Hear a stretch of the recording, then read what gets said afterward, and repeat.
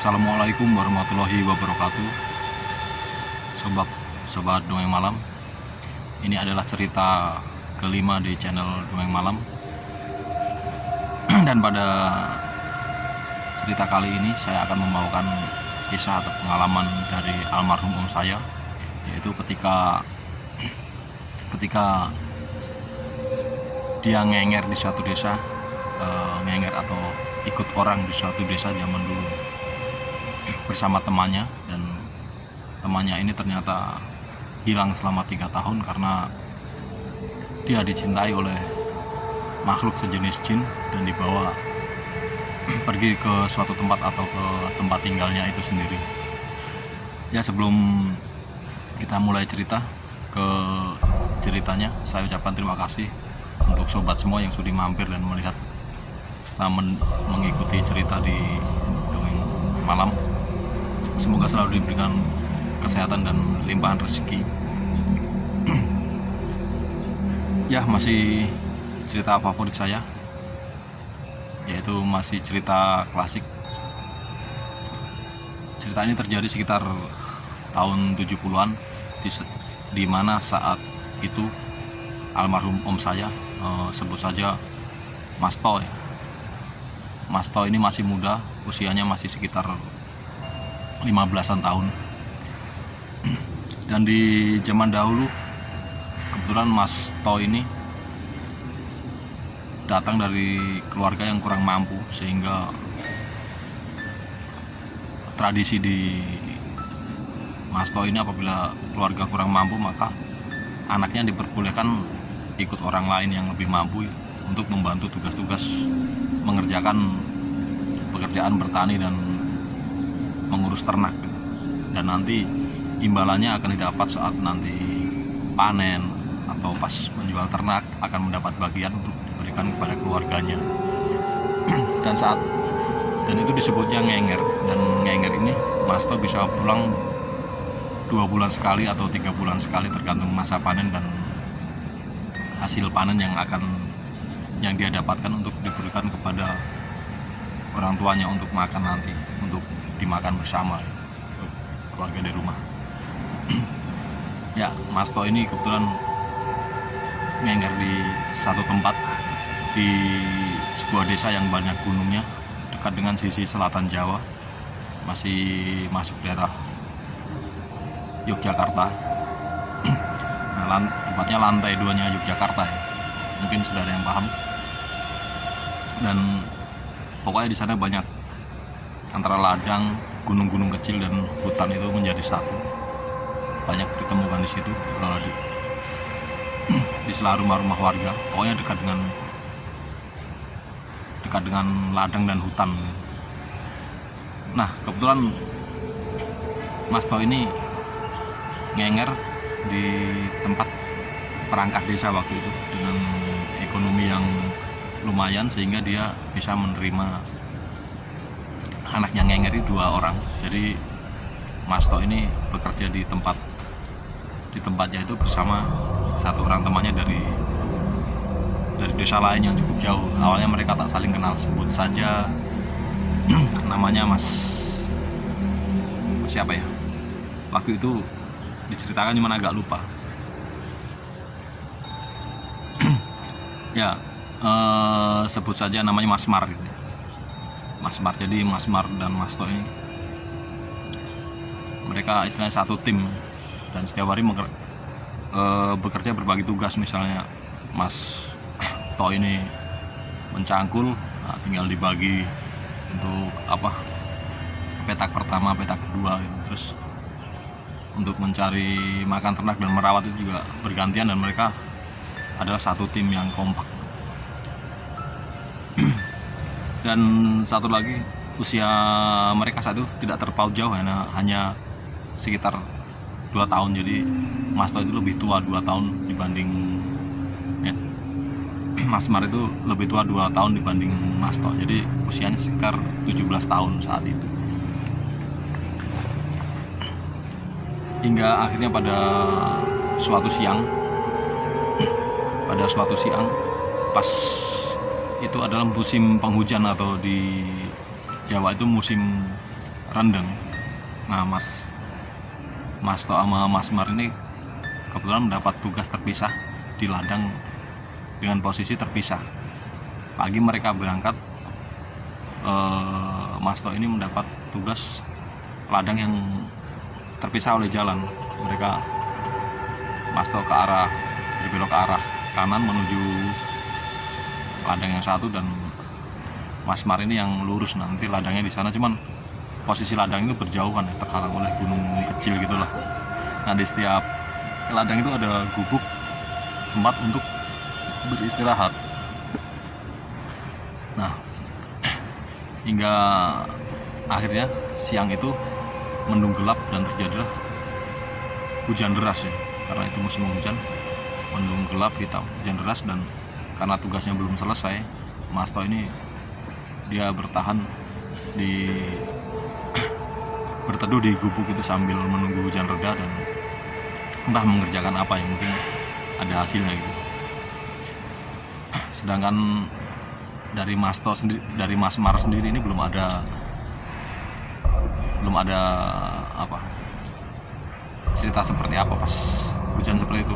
Akhirnya tibalah karena hujan itu tidak reda sampai sekitar jam 2:30, 3, dan tidak bisa lanjut menggarap ladang. Akhirnya Mas To ini inisiatif untuk pulang gitu, karena dia berpikir waktu itu belum ada jam tangan atau arloji, jadi main feeling aja, oh ini jam sekian, udah jam 3 hujan nggak reda. Akhirnya karena memang posisi ladang udah kayak hutan gitu, ada rasa takut juga. Sendirian di sini takutnya ada apa, terutama hewan buas ya, binatang buas.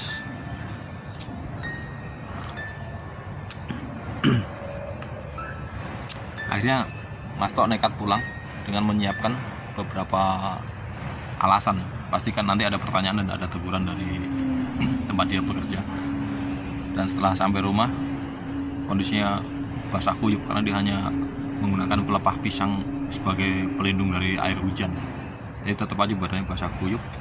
Kemudian dia menaruh alat-alatnya di tempat alat pertanian, dan ketemu dengan bapaknya yang punya rumah ke perangkat desa.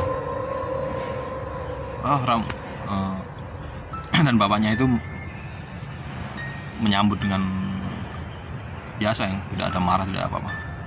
Kenapa nggak dari tadi pulangnya? Hujan nggak bisa ngapa-ngapain kan, mendingan di rumah bisa istirahat, nggak kena air hujan, takutnya meriang gitu. Iya Pak, tadinya saya akan bertahan.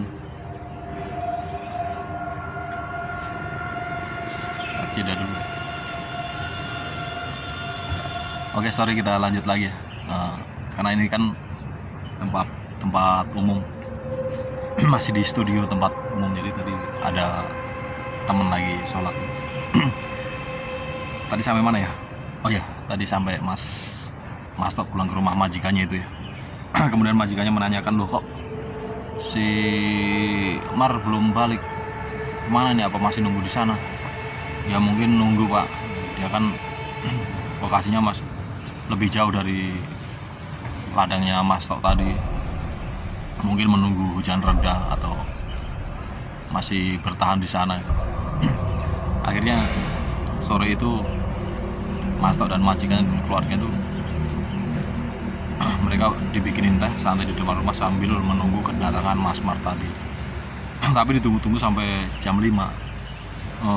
Zaman dahulu tahun 70-an itu jam 5 sore udah gelap ya, apalagi musim hujan, serta belum adanya listrik atau sumber penerangan, hanya seadanya dari lampu minyak. Jadi saat itu kondisi sudah sangat gelap, sehingga saat jam 5 hujan udah mulai reda, sehingga majikannya mengutus Mas To ini untuk mengecek keberadaan Mas Mar, untuk disuruh segera pulang, takutnya terjadi apa-apa kan, karena posisinya ladangnya emang sepi dan jauh dari pemukiman. lokasinya di gunung-gunung kecil, kalau di sana disebutnya Cemplok. Singkat cerita, Mas Tok karena masih jam 5 ya, pandangan mata masih muda, pandangannya masih bagus, masih bening.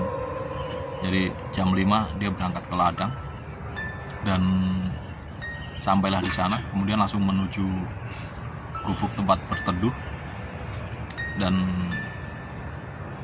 karena di situ tanah basah, jejak terakhir tidak temukan Masmar di situ. Kemudian dicari di sekitar ladang, dipanggil-panggil, nggak ada, dan inisiatif melihat jejak kaki, dan memang jejak kaki terakhir yang ada di situ hanya di sekitar gubuk tempat berteduh dan menyimpan pupuk tadi. Pokoknya di situ ada gubuk yang multifungsi untuk berteduh, menyimpan pupuk maupun menyimpan hasil panen saat itu. Nah, karena sudah berusaha memanggil-manggil dan mencari di sekitar ladang sampai ke atas melihat di sela-sela batu, kan di situ banyak bebatuan besar juga. Akhirnya kondisi sudah semakin gelap, sudah mendekati maghrib. Akhirnya Mas Tok memutuskan pulang dan melaporkan pada majikannya tersebut, dan ternyata Mas Tok juga belum di rumah. Masmar belum sampai di rumah. Akhirnya malam itu majikannya membuat pengumuman kepada warga bahwa salah satu anak angkatnya atau anak ngengernya ini dinyatakan hilang dan belum kembali, dan meminta bantuan warga untuk mencarinya malam ini. Akhirnya malam itu upaya pencarian pun dilakukan, menyusuri dengan menyisir ladang-ladang itu, daerah ladang-ladang itu, dan ternyata hasilnya tetap nihil. Pencarian dilakukan sekitar 3 jam, tapi hasilnya tetap nihil. Dan saat itu Mas Tok juga ikut mencari dan memang tidak menemukan apa-apa, hanya jejak terakhir, dan alat-alat pertaniannya itu masih posisi di gubuk itu setelah jejak terakhirnya berada di situ. Nah, lalu apa yang terjadi dengan Masmar? Nah, cerita ini didapat setelah Masmar kembali selang 3 tahun, sekitar 3 tahun semenjak dia hilang tersebut. Oh ya, setelah kejadian itu sang majikan dan warga mencari selama 3 hari berturut-turut. Karena memang tidak ada hasil, akhirnya majikannya ini menuju kampung orang tua dari Masmar sendiri untuk memberitahukan kejadian yang sebenarnya dan bahwa Masmar hilang dan telah dilakukan pencarian selama 3 hari. Masmar itu tidak ketemu, dan sebagai kompensasi sang majikan ini memberikan sejumlah uang dan hasil panen itu selama beberapa minggu. Jadi 1 bulan itu bisa memberikan selama 2 kali, sekitar 2 kali. Nah, jadi cerita tentang Mas Tok dari sisi Masmar dari sisi Mas Tok dan majikan close sampai di sini. Dan kemudian memang setelah 3 tahun itu Masmar ditemukan, tapi kita dari Mas Tok sendiri mengorek keterangan apa yang terjadi selama dia hilang selama itu. Dan akhirnya Mas Mar itu bercerita, jadi begini, sore itu hujan lebat sama seperti yang dialami Mas Tok. Nah, dia berteduh, sebenarnya Mas Mar ini berteduh di dalam gubuk, di bawah gubuk itu cukup lama, dan dari kejauhan dia melihat sosok hitam yang besar ya, sosok hitam besar dan berbulu. Cuman dari awalnya belum jelas karena kan hujan cukup lebat, jadi samar-samar, dan makhluk itu tinggi besar, ukurannya katanya 2 kali tingginya manusia biasa atau Masmar, badannya gede. Makhluk itu, sosok itu berjalan dari kejauhan, semakin mendekat karena posisi agak gelap dan hujannya lebat, jadi agak tersamarkan gitu.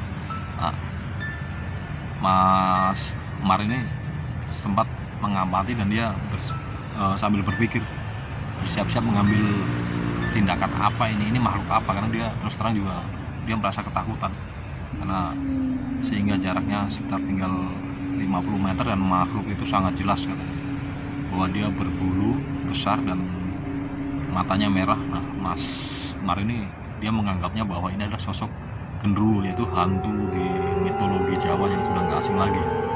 Itu hantu klasik tanah Jawa, genderuwo.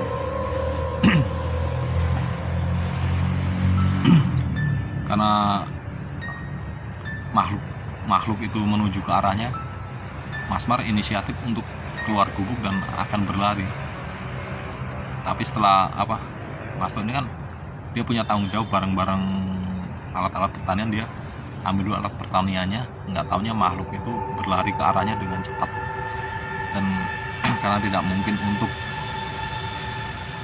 merapikan alat pertaniannya, langsung dia berlari keluar gubuk, dan ternyata makhluk itu sudah terlalu dekat dengan dia. Dan Mas Mar ini langsung dipegang gitu ya, jadi posisi kepalanya kayak dipiting gitu, kayak dipiting. Setelah itu Mas Mar berteriak-teriak minta tolong, dia tolong, tapi namanya di ladang dan posisi hujan, sama sekali tidak ada warga yang di situ. Seingat Mas kan dipiting, kepalanya taruh di depan, jadi pandangannya ke depan tuh ke arah berjalannya makhluk itu. Makhluk itu terus berjalan naik. Dia tidak menuju ke jalan tapi ke arah gunung-gunung itu yang Mas ingat betul ada motor. Mas ingat betul itu ke arah selatan, dan dia dibawa ke, bukan terbang tapi berjalan seperti melompat itu, tapi jangkauannya panjang gitu kakinya itu. Dia dibawa berjalan gitu dengan kepala menghadap ke depan karena dipiting gitu kan. Akhirnya sampailah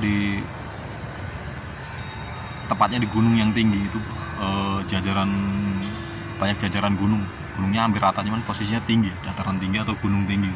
Bahwa di situ itu paling tinggi dan ada sebuah pohon yang cukup besar. Waktu itu memang masih banyak pohon besar ya, dan pohon itu sendiri bila dicakup oleh tangan manusia dewasa itu bisa 4 sampai 5 orang baru cakup kan. Dan pohon itu cukup tinggi, dan Mas masih ingat betul dia dibawa naik dengan makhluk itu hanya menggunakan satu tangan untuk naik, dan kakinya untuk menggunakan 2 kaki dan 1 tangan untuk naik ke pohon sebesar itu, dan tingginya cukup tinggi. Itu sekitar mungkin lebih dari 10 meter, dan menurut Mas Mar di atas itu ada cabang tiga yang bisa buat senderan.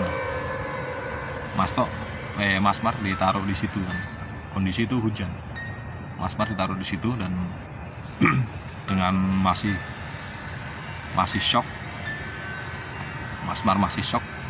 Dia posisinya di atas pohon dengan hujan, posisi hujan dan licin. Dia melihat ke bawah, adalah ternyata di atas gunung itu di bawahnya jurang. Jadi kalau dia terjatuh itu langsung ke jurang. Dan dengan kondisi shock dia tidak bisa berbuat apa-apa. Akhirnya hanya diam saja, dan bukan diam saja, dengan hati yang kalut, apa yang terjadi dengan saya kan? Kenapa saya bisa sampai sini? Dan makhluk itu tetap berada di samping, tetap di dahan yang lurus di dekat Mas Mar itu, sambil dia sesekali nengok ke Mas Mar. Dan pada malam itu hari semakin gelap dan sudah malam. Nah, di malam itu makhluk itu memegang kepala Mas Mar, dan makhluk itu menciumnya. Entah yang dicium bagian mana, tapi makhluk itu mencium Mas Mar berkali-kali, dia 1 kali. Akhirnya malam itu entah apa yang terjadi, mungkin Mas Mar kecapean, hujan sudah reda ya, kecapean, dan dia tertidur tertidur di atas pohon itu sendiri karena saking besarnya dahan pohon itu posisinya lempar gitu, jadi bisa buat rebahan. Dan Mas Mar terduduk di situ, terduduk dan tertidur saat itu. Nah, untuk kemudian esok paginya cuaca cerah, matahari bersinar menerpa Mas Mar itu sendiri, dan dia terbangun. Tapi dia bingung, makhluk itu sudah tidak ada di sampingnya, dan dia bingung harus bagaimana di atas ketinggian pohon itu yang tidak mungkin dia bisa turun dengan pohon sebesar itu. Tak berapa lama ternyata makhluk yang menculik, anggap aja diculik, yang menculiknya itu datang dan membawa serenceng buah kelapa dan memberikannya kepada Mas Mar. Mas Mar hanya menerimanya, tapi dia masih bingung apa yang terjadi tadi itu.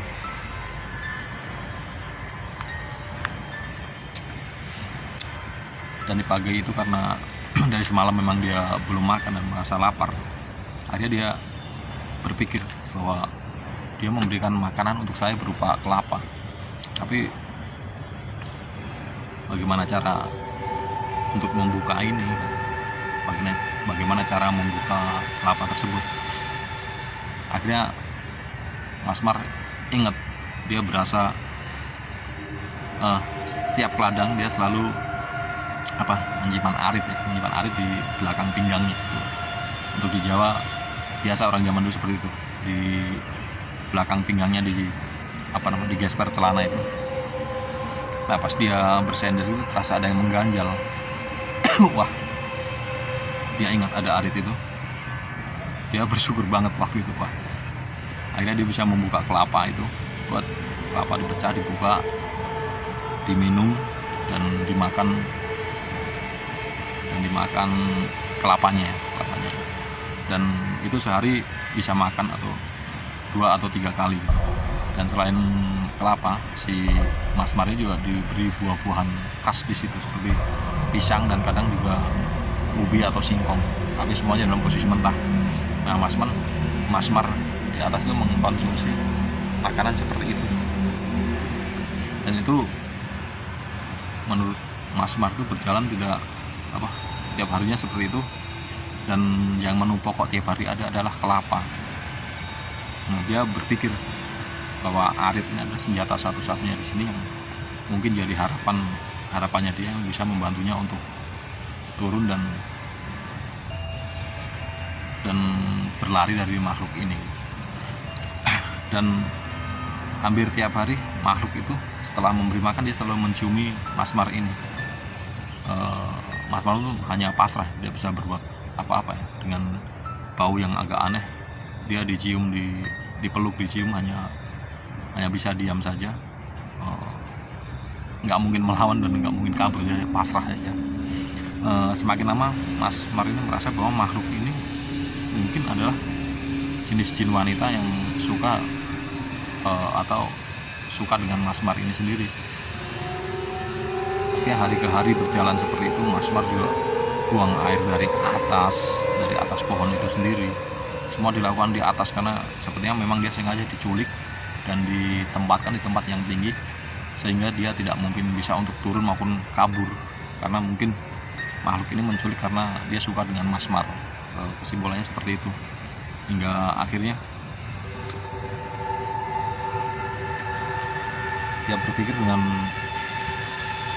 menu kelapa setiap hari ini ada harapannya untuk kabur.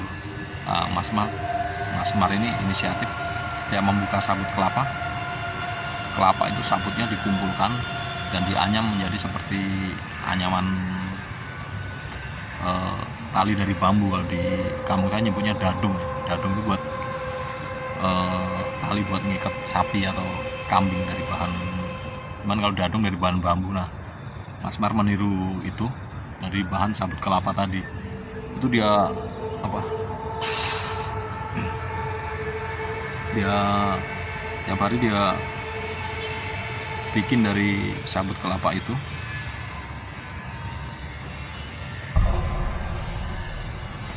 dia bikin dari sajadah itu, sajadah maaf, dia bikin dari sabut kelapa tersebut, dibuat melingkar. Nah, sepertinya makhluk itu curiga, dia selalu melihat Mas Mar setiap hari menganyam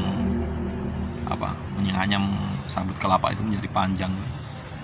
Di sini Mas Mar mengakalinya dengan membuatnya melingkar seperti ular gitu. Nah, di situ dia kadang buat duduk dan buat bantal, buat duduk dan buat bantal. Dan kegiatan makhluk ini kadang sehari itu dia bersama Mas Mar itu paling 1 jam 2 jam gitu. Jadi ada jadwal tersendiri. Nah, pagi itu dia pergi, nanti jam 10, kadang jam 7 atau jam 10 dia pulang, nanti pergi lagi kembali sore. Malam tidur, kadang malam dia pergi lagi. Jadi banyak kesempatan Mas Mar yang tidak diawasi makhluk itu sendiri, karena mungkin makhluk itu sendiri juga merasa bahwa Mas Mar ini kesempatan kaburnya sangat kecil karena posisinya di atas pohon itu. Akhirnya itu berjalan, menurut Mas Mar itu nggak lama, hanya sekitar 1 bulanan atau 30-an hari gitu. Nah, selama itu dia selalu membuat sabut kelapa, sekitar 3 bulanan lebih. 3 bulanan lebih itu, dan saat sabut kelapa yang dianyam menjadi tambang itu sendiri dirasa sudah cukup, Mas Mar pun membulatkan tekadnya untuk turun menggunakan sabut kelapa yang telah dianyam itu sendiri. Akhirnya dia pas pagi itu makhluk tersebut pergi meninggalkan pohon. Nah, jarak sekitar setengah jam, kira-kira situasi sudah aman. Mas Mar kemudian mengikat dengan kuat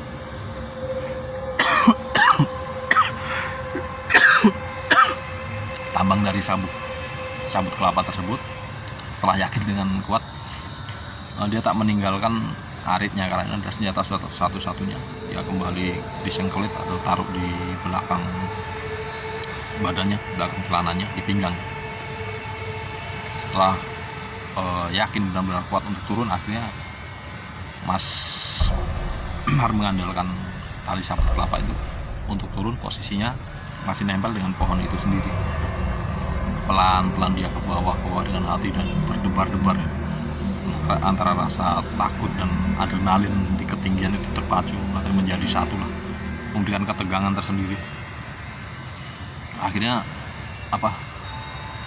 Mas Mar ini berhasil dengan bersusah payah berhasil turun ke bawah, dan dia berpatokan pada matahari pagi itu, posisi dari timur.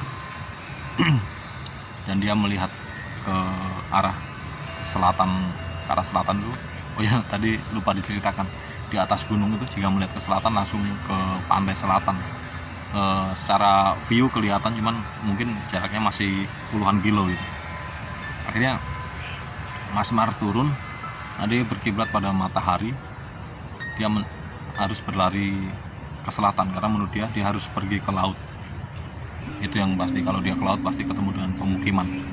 Akhirnya dia turun dan mencari celah di antara sela-sela batu pegunungan itu sendiri, sambil deg-degan seandainya makhluk itu melihatnya dan menangkapnya kembali. Habislah dia kesempatan terakhirnya di situ. Kemudian dia menghunus arit dihunus, dipegang, dia berlari mencari celah di antara gunung-gunung batu dan karena di situ tidak ada jalan, jadi dia membuka jalan sendiri. Pokoknya benar-benar perjuangan dia melewati hutan itu. Kadang dia berlari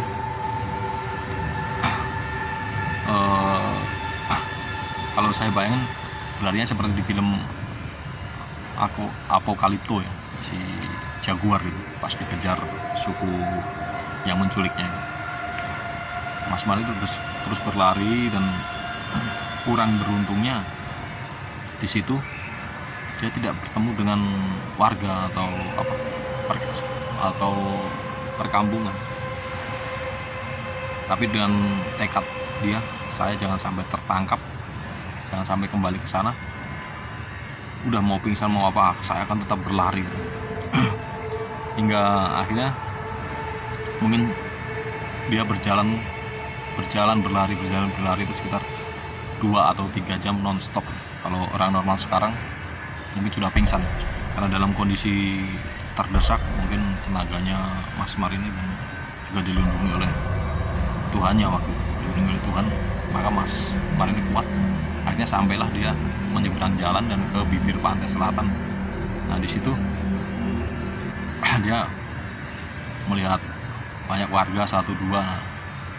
Mas Mar ini saking gembira sujud syukurnya, dia nyebur ke laut itu, maksudnya untuk membuang sial itu, dan supaya dia dilupakan oleh makhluk itu karena sudah mandi.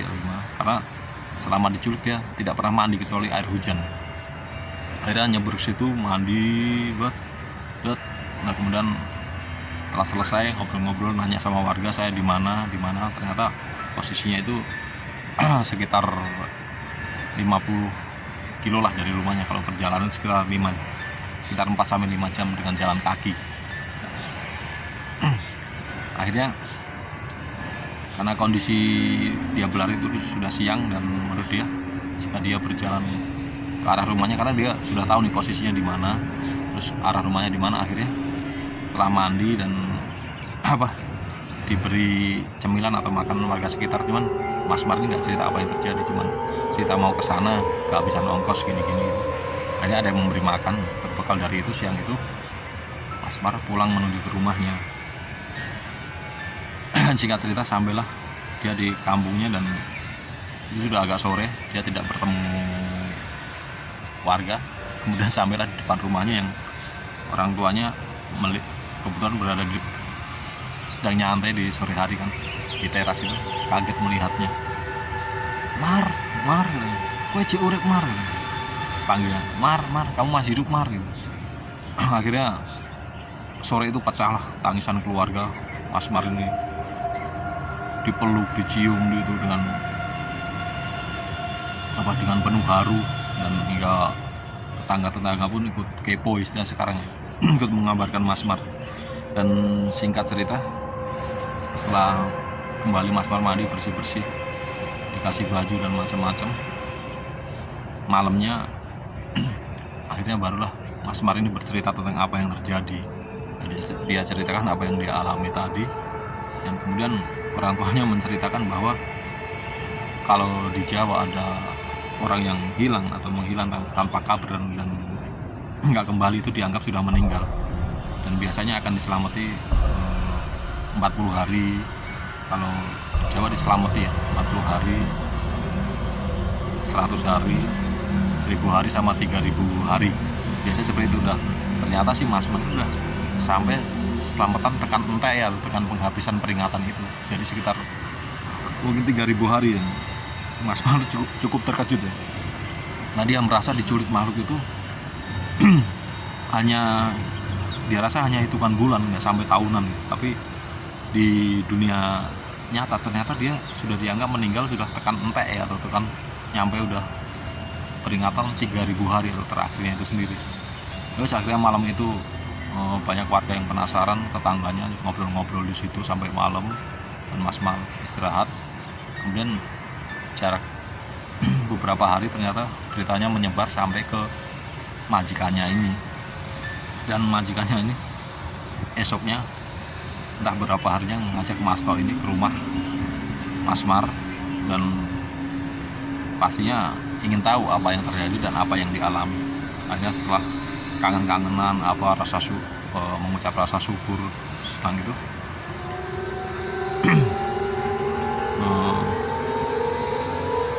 Mas Mar menceritakan semua kepada majikannya, dan majikan juga minta maaf ya karena telah memberi tugas yang sangat berisiko, yang harusnya dilakukan berdua tapi itu dipisah-pisah.